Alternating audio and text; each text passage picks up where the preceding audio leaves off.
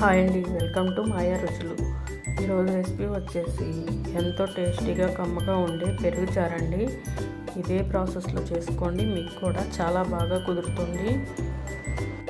కూరగాయలు ఏమి లేకపోయినా సరే అండి, ఇది ఒక్కటి ఉన్నా చాలు, కమ్మగా తినేయచ్చు. ఇప్పుడు వీడియోలోకి వెళ్ళిపోదాం. ఒక 1/2 లీటర్ పెరుగు స్మాష్ చేసుకోవాలండి. ఇలా చేసుకున్న తర్వాత ఒక 1/2 టీ స్పూన్ పసుపు, 1 స్పూన్ కారం, స్పూన్నర ఉప్పు అండి, కొద్దిగా కట్ చేసుకున్న కొత్తిమీర,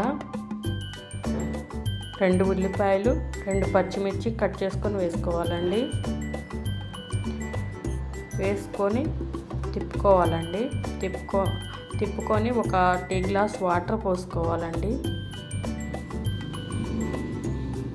1 టీ గ్లాస్ వాటర్ పోసుకొని బాగా తిప్పుకోవాలి. ఇప్పుడు పోపు వేసుకుందాం. పొయ్యి మీద కళాయి పెట్టుకోవాలండి. కళాయి హీట్ అయ్యాక 1 టేబుల్ స్పూన్ ఆయిల్ వేసుకోవాలి. వేసుకొని నూనె కాగాక పోపు దినుసులు వేసుకోవాలి.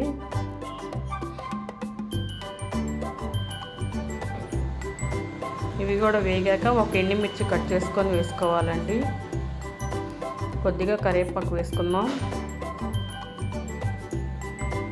ఇవన్నీ వేగిన తర్వాత కలిపి పక్కన పెట్టుకున్న పెరుగు చారులో వేసేసుకోవాలండి. ఇప్పుడు ఎంతో కమ్మగా ఉండే పెరుగు చారు రెడీ అయిపోతుంది. ఇదే ప్రాసెస్లో చేసుకోండి.